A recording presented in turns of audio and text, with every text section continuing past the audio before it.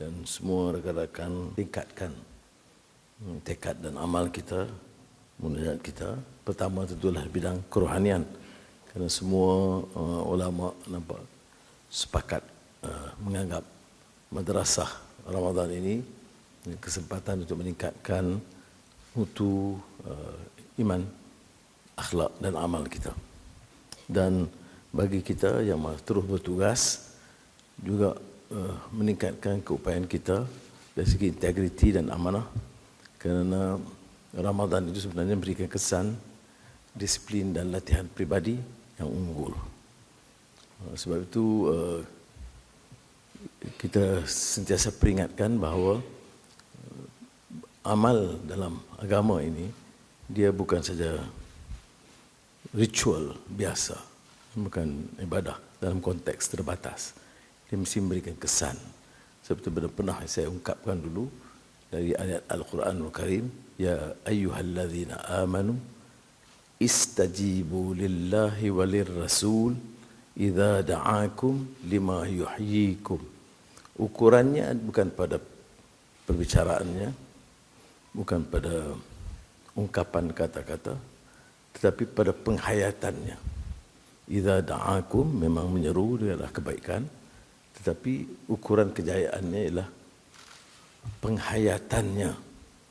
Maka kalau Ramadan itu dilihat dari segi tingkat kerohanian, akhlak, disiplin, integriti, maka harus dalam amalan kita. Tentu kita sebagai manusia ada kelemahan kita, kealpaan kita, ghaflah atau kecuaian kita. Tetapi madrasah Ramadan itu kesempatan untuk kita mengingatkan diri kita, keluarga kita dan masyarakat dan jabatan kita bahawa masih ada ruang untuk diperbaiki. Dan saya selalu gurau kalau bila kata ruang ini, room for improvement ini daripada George Bernard Shaw. Dan it's actually huge room for improvement. It's not a small room for improvement. Baik, itu yang pertama. Terkait dengan soal ini, saya telah mengeluarkan kenyataan dan penyesalan saya bahawa di bawah keluarga Kementerian Keuangan yang harus mendepani isu perubahan islah mastata'tu, perubahan sedaya upaya kita, yang dengar gesaan saya berulang kali tentang integriti, tentang disiplin, dan saya mewakili sosok yang terima kenyataan bahawa perubahan itu harus dari atas. Jadi sebab itu dalam kegiatan kita, sudah Amir tahu dan sudah Johan sedar juga, bahawa kita cukup buat cermat supaya jangan ada pelanggaran peraturan, alam-alam menyakau melalui kontrak, tender dan sebagainya. Kerana saya fikir selagi pimpinan tidak memberikan contoh, dia tidak akan memberi kesan kepada mereka di bawah. Dan saya ucap terima kasih kepada daripada termasuk TKSP, pengarah-pengarah dan semua agensi nampak membawa juga mesej itu. Tetapi bila kita lihat dan saksikan kadang-kadang bila ada sergahan ke bawah, nampak masih ada kebocoran, ketirisan dan amalan-amalan lapuk yang merosakkan sendi negara. Dan saya kait bukan saja kebetulan bahawa ini custom, itu memang sangat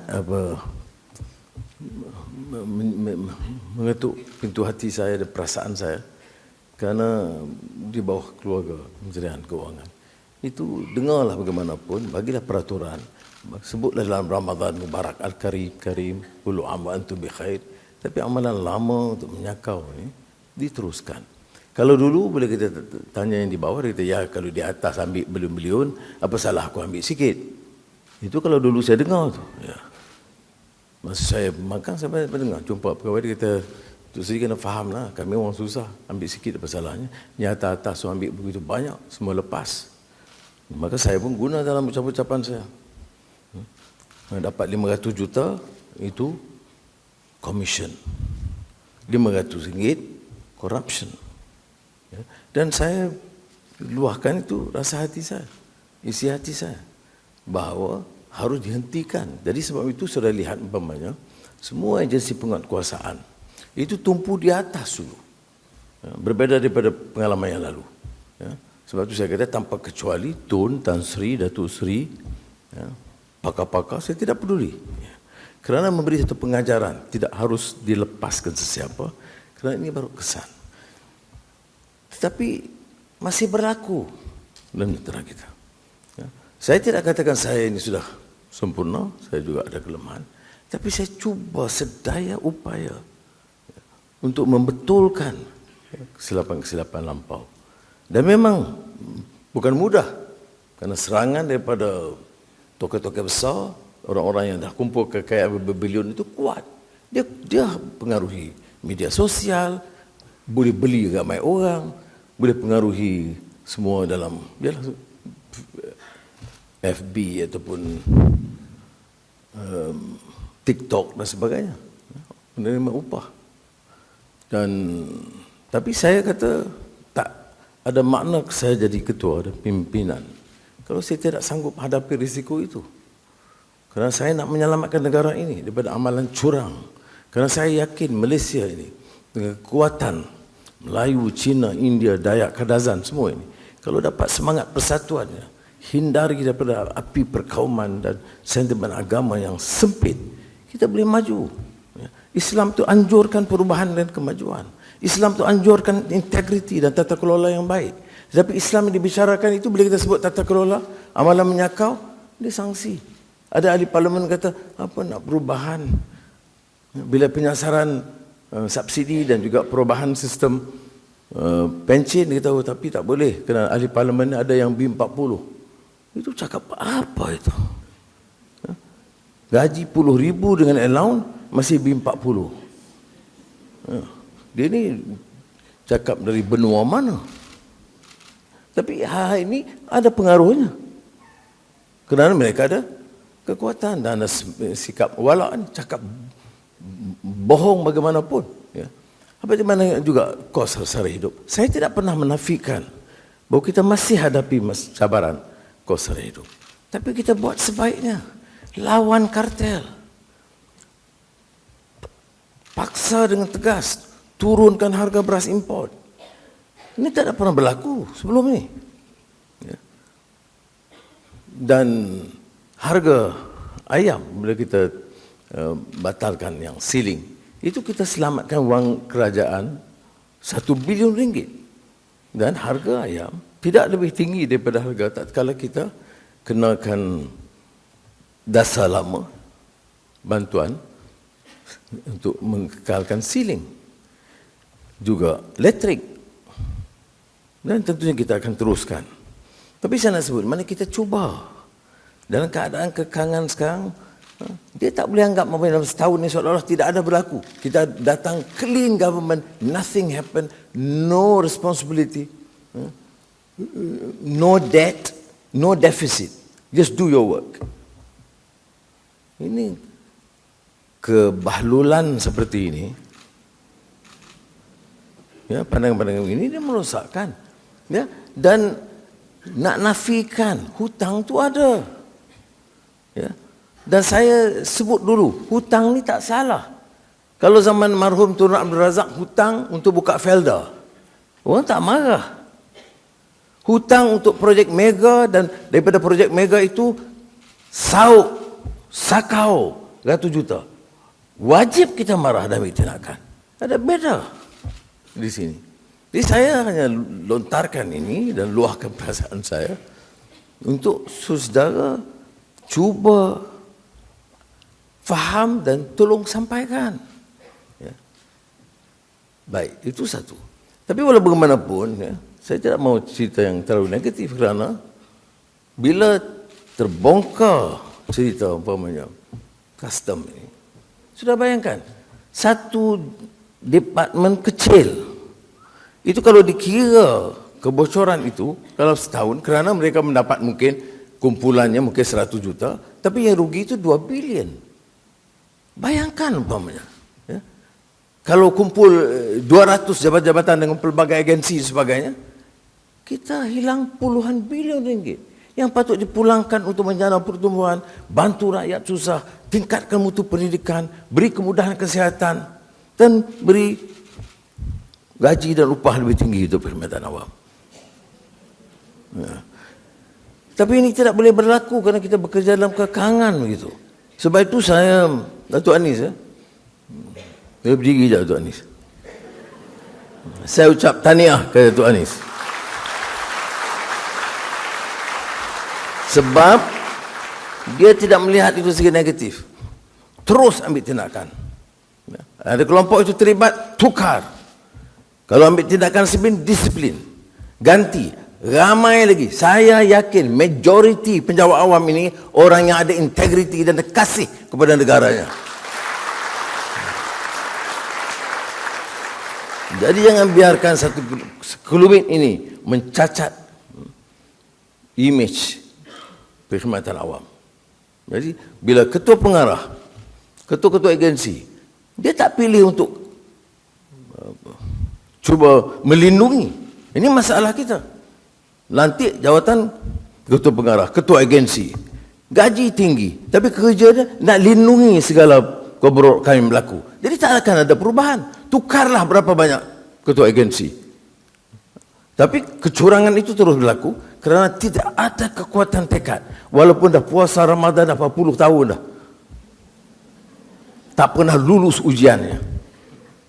Jadi kalau ada tindakan seperti yang dilakukan oleh Ketua Pengarah Custom, saya ucap tahniah. Kerana berani dan ambil tindakan tegas. Apa tidak ada risiko? Ada risiko. Tak ada yang marah. Ada yang marah. Tetapi itulah tanggungjawab kalau jadi ketua, bersihkan segera. Jadi Datuk Anis teruskan dengan lebih berani lagi.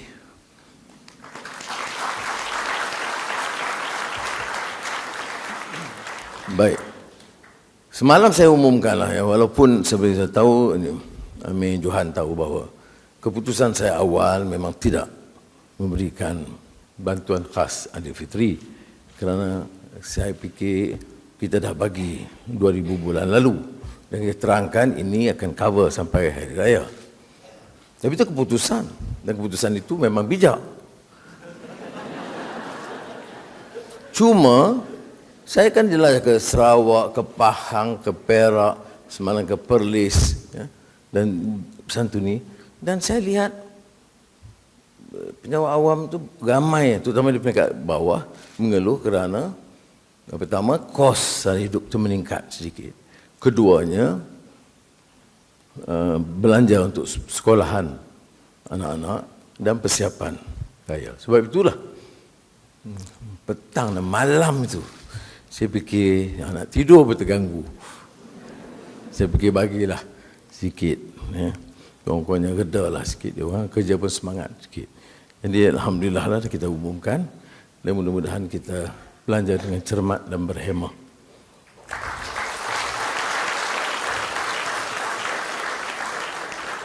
Dan saya juga gesa semua agensi, badan-badan kerajaan, syarikat-syarikat, cubalah kalau yang dah beri, okey. Kadang-kadang masuk dalam skim. Dia kata kalau yang belum, bagilah pertimbangan untuk pekerja-pekerja lain, ratusan ribu yang di bawah kelolaan kita keseluruhannya, supaya dapat sedikit habuan mereka, meringankan beban mereka untuk menyambut Aidilfitri Mubarak. Dan ini termasuk ke bank-bank, boleh bagilah pertimbangan. Saya tak boleh bagi arahan kerana urusan mereka masing-masing, tapi saya boleh bagi gesaan kalau boleh, ya. Yang atas-atas jangan naik, tapi yang bawah naik cukup. Belajar daripada keputusan kita 56 ke bawah. Jadi Johan terlepas. Baik. Jadi ini dia menunjukkan maknanya kita bantu, tapi kita juga tahu bahawa bantuan itu lebih kepada pegawai peringkat tengah dan bawah. Dan di samping itu juga saya ingin jelaskan di sini tentang amalan kita sambutan Aidilfitri. Kita kata kerajaan harus cermat dan belanja. Dan ini termasuk agensi-agensi. Nak sambut Aidilfitri mula sabar. Tapi saya nak pastikan perbendaraan dan syarikat-syarikat kerajaan tunjuklah contoh. Janganlah bersaing siapa lebih megah dan gagah. Bukan wang kamu pun. Jadi saya nak ingatkan betul, kadang-kadang kita lupa. Saya Perdana Menteri, saya belanja, apa salah? Perdana Menteri. Tapi saya fikir bukan wang saya peribadi. Ya. Apa artinya saya tak ambil gaji tapi saya belanja boros wang kerajaan? Tak ada mana. Jadi untuk sambutan, sambutlah sederhana. Ingatlah bahawa dalam Ramadan ini mengetuk pintu hati kita, dhamir kita, conscience kita, beramai di sana, masuk keluarga jauh kita, anak-anak di kampung kita yang tidak mendapat kemudahan keselesaan. Jadi kalau belanja, jimatkan, kirimlah kepada mereka yang lain. Ya, sebab itu saya dah putus untuk sambutan Aidilfitri, saya tidak buat majlis besaran di Seri Perdana. Ya, saya akan ikut beberapa sambutan yang dibuat di negeri oleh kementerian-kementerian. Seperti mana Ramadan, ya, sambutan Ramadan, ada kementerian menerajui program dan saya hadir, jadi tidak menokok belanja kalau dibuat besar-besaran sangat di Seri Perdana. Jadi tu jahat, pantau ya. Jadi saya bukanlah dalam istilah Inggeris dia kata apa, penny wise, pound foolish, too petty, tidak. Kita patut dalam proses ini kita bagi pencerahan, pendidikan. Apalagi dikaitkan dengan Ramadan. Ya. Dan Aidilfitri itu hari fitrah. Fitrah maknanya kita kembali kepada sifat asli semula jadi yang baik. Fataran nas 'alaiha, maknanya kembali kepada sifat kemanusiaan atau insaniyah atau manusiawi yang asli, yang bersih. Itu tujuannya. Sebab itu dia ada proses tarbiyatul ruhiyah atau madrasah Ramadan ini, proses pembersihan. Tapi bersih macam mana bila lepas begitu dahlah juadah iftar itu lebih-lebih. Orang biasanya turun sikit berat badan, dia naik juga. Tapi bila sambut Ramadan itu berlebih-lebih sangat. Jadi saya hanya jalankan tugas saya untuk mengajak saudara, kalau ada, mana fikirkanlah supaya dapat disimpan untuk sebagainya dipulangkan kepada masyarakat. Saya cadangkan banyak bulan lalu, semua ketua-ketua jabatan, ketua-ketua agensi, itu pilih kampung asal mereka untuk bantu membangunkan. Ya, bukan balik kampung jumpa keluarga, jumpa semua jawatan kuasa masjid, jawatan kuasa belia, jawatan kuasa kampung dan sebagainya, dan cuba cari jalan untuk bantu mereka, kenal pasti siapa yang paling miskin atau anak-anak yang tidak mampu ke sekolah.